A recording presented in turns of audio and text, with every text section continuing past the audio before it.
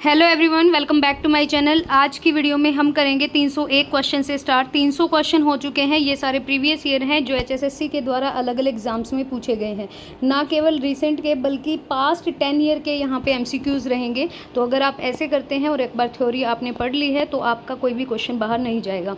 मतलब most repeated question है जो बार बार पूछे ही जाते हैं। The first question is GUI stands for, full form पूछिए तो हर बार ये लगा के चलो, अगर आपके 4 से 5 क्वेश्चन भी कंप्यूटर के आते हैं तो एक क्वेश्चन फुल फॉर्म का रहेगा। GUI क्या होता है? ये होता है ग्राफिकल यूज़र इंटरफेस। आपका होगा फोर्थ ऑप्शन से ही, तो ध्यान से पढ़ना ऑप्शंस को। ये ग्राफिकल यूज़र इंटरफेस एक ग्राफिक्स आधारित ऑपरेटिंग सिस्टम है जो सिस्टम के साथ इंटरकनेक्शन को प्रतिबंधित करने के लिए आइकन मेन्यू और माउस का यूज़ करता है। और जेरोक्स के द्वारा, याद रखिएगा, जेरोक्स के द्वारा GUI 19 आपकी 80 के दशक में, तो इस डिकेड में इसका विकास हुआ था 1980 में। किसके द्वारा? जेरोक्स के द्वारा। Facebook was launched in the year as social on networking service and website founded by the Mark Zuckerberg and few of his colleague. तो आप सभी को पता भी होना चाहिए भाई, जो ऑनर है फेसबुक का या संस्थापक जिसे हम कहेंगे तो वो है मार्क जुकरबर्ग, जो कि आपकी टॉप 10 में है अमीरों की। तो यहाँ पे कब ये पूछा है, यहाँ का ईयर क्या था? तो मार्क जुकरबर्ग ने 2004 में फेसबुक का आविष्कार किया। और मार्क जुकरबर्ग ने फेसबुक का आविष्कार अपने सहपाठियों, अपने कलीग की मदद से किया। तो याद रखिएगा, यहाँ पर जो ईयर रहेगा, सेंचुरी ईयर, वो आपका 2004 रहेगा। A dash is a series of minor data security attack that together result in a larger attack. यहाँ पे पूछा है, यहाँ पे ये बोला है, हिंदी में पढ़ लीजिए, कि एक छोटा सा डेटा है जो सुरक्षा आक्रमण की एक श्रृंखला है और एक साथ बड़े आक्रमण में परिणत हो जाती है। मतलब एक जो है तो छोटा, सुरक्षा आक्रमण की एक सीरीज़ है लेकिन बड़े आक्रमण में बदल जाती है। ये क्या है? IPR उल्लंघन, फिशिंग, डॉक्सिंग या सलामी आक्रमण। तो इसे कहेंगे सलामी एक्ट। और बिल्कुल नया क्वेश्चन है। सलामी एक्ट वो होता है जिसे इस्लामी स्लाइसिंग हमले के रूप में जाना जाता है। एक धोखाधड़ी का तरीका है जिसमें साइबर अपनी छोटी छोटी अगोचर कार्रवाई और चोरियां करता है जो संयुक्त रूप से अगर मिला ले तो महत्वपूर्ण नुकसान पहुंचा सकती है या डेटा संसाधन और परिसंपत्तियों को काफ़ी नुकसान पहुंचा सकती है। तो आप यहाँ पर फिशिंग मत कर दीजिएगा, ये सलामी आक्रमण है। छोटे छोटे रूप में आएंगे और एक बड़ा रूप बना लेंगे। निम्न में से कौन सा कंप्यूटर का घटक नहीं है? तो प्रोजेक्टर, इनपुट, स्टोरेज या CPU। तो इनपुट नहीं है भाई, इनपुट एक अलग डिवाइस है। प्रोजेक्ट हम कंप्यूटर के थ्रू ही अटैच कर सकते हैं। स्टोरेज यूनिट होती है, उसमें CPU होता है। तो इनपुट जो है वो आपका कंप्यूटर का घटक, सॉरी, इनपुट है, स्टोरेज यूनिट है। ओहो, यहाँ पे प्रोजेक्टर नहीं है। हाँ, प्रोजेक्टर एक एक्स्ट्रा डिवाइस है जिसे हम कंप्यूटर के साथ अटैच करते हैं, सॉरी फॉर दैट। और यहाँ पे जो ऑप्शन रहेगा वो ऑप्शन है, प्रोजेक्टर नहीं है। इनपुट है, मतलब कीबोर्ड हो गया, माउस हो गया, सारे इनपुट ही तो हैं। स्कैनर हो गया, स्कैनर तो आउटपुट है। इनपुट, स्टोरेज और CPU ये कंप्यूटर के भाग है, लेकिन प्रोजेक्टर एक अलग थिंग है। The program which is permanently store in the ROM in form of hardware is known as. जो प्रोग्राम आपके फ़ोन की रोम में, मतलब जो मेन मेमोरी में, प्राइमरी मेमोरी में, रीड ओनली मेमोरी में है, उसको क्या कहा जाता है? हार्डवेयर, सॉफ्टवेयर, फर्मवेयर या रोमवेयर। इसको कहा जाता है फर्मवेयर। फर्मवेयर क्या होता है? ये ऐसा प्रोग्राम जो हार्डवेयर के रूप में आपका बिल्कुल स्टेबल है, आपके इनबिल्ट है आपके फ़ोन में, रोम में स्टोरेज होता है और इसे फर्मवेयर के रूप में जाना जाता है। नेक्स्ट है, dash is the process of dividing a disk on tracks and sector. ये क्वेश्चन बहुत बार आता है और इसी को कहते हैं फॉर्मेटिंग। डिस्क और ट्रैक्स, ये ना, ये क्वेश्चन CET में भी पूछा गया था अभी हाल फिलहाल। तो डिस्क को ट्रैक और सेक्टर में विभाजित करने की जो प्रक्रिया होती है, इसी को कहते हैं फॉर्मेटिंग। डिस्क फॉर्मेटिंग एक डेटा स्टोरेज डिवाइस है, जैसे हार्ड डिस्क हो गई, ड्राइव हो गई, सॉलिड स्टेट ड्राइव हो गई, फ्लॉपी डिस्क हो गई, मेमोरी कार्ड और USB फ्लैश ड्राइव। इनको शुरुआती इस्तेमाल करने की तैयारी की प्रक्रिया है। तो इसे कहेंगे, अगर ट्रैक और सेक्टर में पूछा गया है तो इसे कहेंगे फॉर्मेटिंग। नेक्स्ट है, what is the permanent memory built in to your computer is called. जो परमानेंट है तो ऑब्वियसली रैम तो क्या है? नॉन वोलेटाइल है, वोलेटाइल है, नॉन वोलेटाइल नहीं है। रोम होती है नॉन वोलेटाइल, ये चेंज नहीं होती और फिक्स होती है। तो CPU भी है, फ्लॉपी भी है, ये कंप्यूटर के अंदर होते हैं। और जो आपका रैम है ना, इसको कहते हैं निर्मित स्थायी मेमोरी। और बिजली बंद होने पर डेटा पर कोई भी, रैम नहीं, रोम आएगा यहाँ पे। हाँ, ऑप्शन D लिखा है, पता नहीं क्या हो रहा है, मेरे को दिख कुछ हो रहा है। तो यहाँ पर रोम जो है वो एक निर्मित स्थायी मेमोरी है, इसको आप चेंज नहीं कर सकते। नेक्स्ट है, an image on a computer screen is made up of, यहाँ पे लिखा है मैट्रिक्स ऑफ। कितनी मैट्रिक्स से बनी होती है कंप्यूटर स्क्रीन पे जो आपकी इमेज दिखाई देती है? वो बाइट, बिट, पैलेट या पिक्सल। तो आपको पता है जो ये पिक्सल होते हैं, पिक्सल, मैं ब्रश यूज़ कर रही हूँ और यहाँ पे ऑप्शन बी सही रहेगा। एक कंप्यूटर स्क्रीन पर एक छवि, जो पिक्सल कहते नहीं कि भाई वैसा कैमरा है, पिक्सल फट गए हैं, तो ज़्यादा रेजोल्यूशन होगा, पिक्सल अच्छा होगा तो वहाँ पर आपका इमेज भी अच्छी आएगी। तो पिक्सल की मैट्रिक्स से बनी होती है। पिक्सल किसी कंप्यूटर स्क्रीन पर बनने वाले चित्र की सबसे छोटी इकाई या बिल्डिंग ब्लॉक आप कह सकते हो।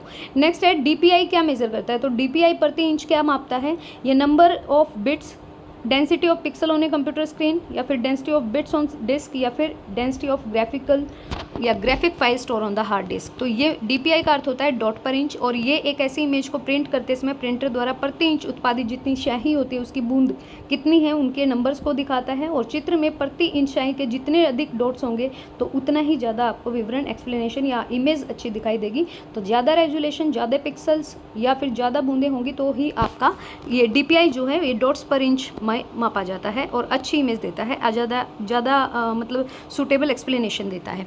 The most widely use of the database management system, सबसे ज़्यादा कहाँ पे यूज़ होता है, फ्लैट में, नेटवर्क में, रिलेशनल में या हिरार्किकल में। तो यहाँ पर जो हमारा ऑप्शन सी है, रिलेशनल डेटाबेस डेटा बिंदुओं का एक कलेक्शन है जिनके बीच पूर्व परिभाषित संबंध होते हैं। रिलेशनल मॉडल डेटा को तालिकाओं में मतलब एक डेटाबेस मैनेजमेंट सिस्टम का सबसे बड़ा रूप है ये, ठीक है, मोस्ट वाइडली रूप है, इसी को कहते हैं रिलेशनल डेटाबेस। तालिकाओं में देता हमें रोज मतलब जो पंक्तियाँ होती हैं या तालिका कह लो, उसी में हमें डेटा को दिखाता है। What do circle represent on a data flow diagram, data जो है वो फ्लो डायग्राम पर सर्कल को क्या दिखाता है, data source, data flow, transformation या डेटा भंडार। तो यहाँ पर होगा डेटा फ्लो, जो आपका फ्लो चार्ट होता है। डेटा फ्लो डायग्राम में सर्कल से दर्शाई जाने वाली जो प्रक्रियाओं का उपयोग आने वाले डेटा प्रवाह को आउटगोइंग डेटा प्रभाव में बदलने के लिए किया जाता है। ये सिस्टम के माध्यम से चलते समय डेटा की दिशा और मार्ग दिखाते हैं, तो इनको कहते हैं डेटा फ्लो डायग्राम। ध्यान रखिएगा, डेटा फ्लो डायग्राम सर्कल क्या रिप्रेजेंट करते हैं, ये रिप्रेजेंट करते हैं कि हमारे सिस्टम के माध्यम से चला हुआ जो डेटा है वो किस डायरेक्शन में और किस पाथ पे जा रहा है। Option B, a server uses dash application software to support the client computer, backend है, उसके बाद है फ्रंट एंड या है प्रोग्रामिंग या है जावा तो एक लैंग्वेज है। तो एक server bank and application software का यूज़ क्लाइंट कंप्यूटर के सपोर्ट के लिए होता है, तो इसे कहेंगे एक server backend. Option A, who made the first electronic computer, ENIAC जिसे बोला जाता है, ये फर्स्ट जनरेशन में आ चुका था। तो यहाँ पर जो ENIAC है इसका ऑप्शन रहेगा आपका ऑप्शन डी, ए और बी दोनों। वॉन न्यूमैन और आपका जे प्रस्पर एकर्ट दोनों ने ही ENIAC को बनाया, और प्रथम इलेक्ट्रॉनिक कंप्यूटर था ये ENIAC, जिसका आविष्कार जो ये हमारे अमेरिकन साइंटिस्ट थे JP एकर्ट और आपका जॉन मॉकले, इन्होंने वर्ष 1946 में किया। तो ऑप्शन डी यहाँ पे करेक्ट है। यहाँ पे रहेगा, एक तो एकर्ट है ऑप्शन बी और एक है आपका जॉन मॉकले। तो यहाँ पर इन्होंने ऑप्शन गलत दिए हैं, ऑप्शन बी आएगा यहाँ पर। और प्रस्पर एकर्ट, जॉन प्रस्पर एकर्ट, एक तो JP एकर्ट है और एक जॉन मॉकले है। मॉकले यहाँ पे नहीं दिखाई दे रहा है, तो यहाँ पे आप कर लीजिएगा भाई, इनके हिसाब से कहें तो ऑप्शन सी आना चाहिए, और बाकी ये दोनों हैं, तो यहाँ पर आप देख लीजिएगा एक बार। Which of the following is the largest unit of storage की सबसे ज़्यादा, इन्हीं में से पूछा है तो इन्हीं में से हम इजीली बता सकते हैं। पहले होता है KB, फिर होता है MB, किलोबाइट, मेगाबाइट, फिर होता है गीगाबाइट और फिर होता है टेराबाइट। तो 1 टेराबाइट 1 TB सबसे बड़ी सामान्य रूप से उपलब्ध डेटा स्टोरेज है। ज़रूरी नहीं है, ऑप्शंस के हिसाब से मैं यहाँ पे TB बोल रही हूँ। तो कुछ ही जो हमारे व्यावसायिक ग्रेड उत्पाद बेचे जाएंगे जो अधिकतम कुछ टेराबाइट से ज़्यादा स्टोरेज का दावा करते हैं। नेक्स्ट है, dash is an expansion card that allows two computers to communicate over ordinary phone lines. एक विस्तारण कार्ड जो दो कंप्यूटर को सामान्य फोन लाइन पर कम्युनिकेशन करने के लिए अनुमति देता है, इसको क्या कहते हैं, वीडियो कार्ड, नेटवर्क इंटरफेस या मॉडेम। तो इसको कहते हैं मॉडेम। मॉडेम क्या है, ये एक विस्तारण इकाई है जो दो कंप्यूटरों को एक लोकल लाइन पर संप्रेषण करने के लिए अनुमति देती है। मतलब मॉडेम के द्वारा हम क्या कर सकते हैं कि हमारी जो फ़ोन लाइन है उन पर अगर हमें कम्युनिकेट करना है तो मॉडेम की ज़रूरत पड़ती है। Option D.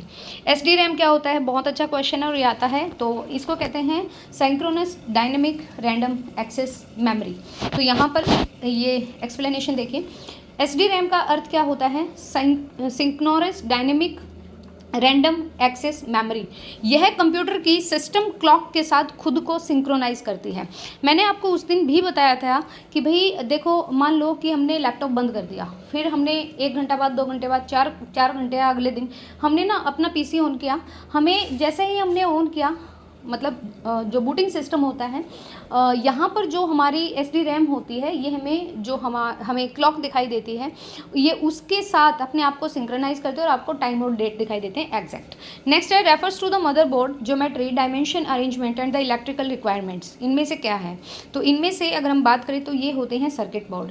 सर्किट बोर्ड एक मुद्रित बोर्ड है जिसमें आपके विद्युत प्रवाह के मार्ग होते हैं, इलेक्ट्रिक पाथ होते हैं, उन्हें ट्रेस कहा जाता है जो इलेक्ट्रॉनिक घटकों को एक से दूसरे को जोड़ता है। तो मदरबोर्ड की जो ज्योमेट्री है या फिर उसकी डायमेंशन है, इसका अरेंजमेंट जो करता है इलेक्ट्रिकल रिक्वायरमेंट्स का, इसी को क्या कहते हैं? Circuit board.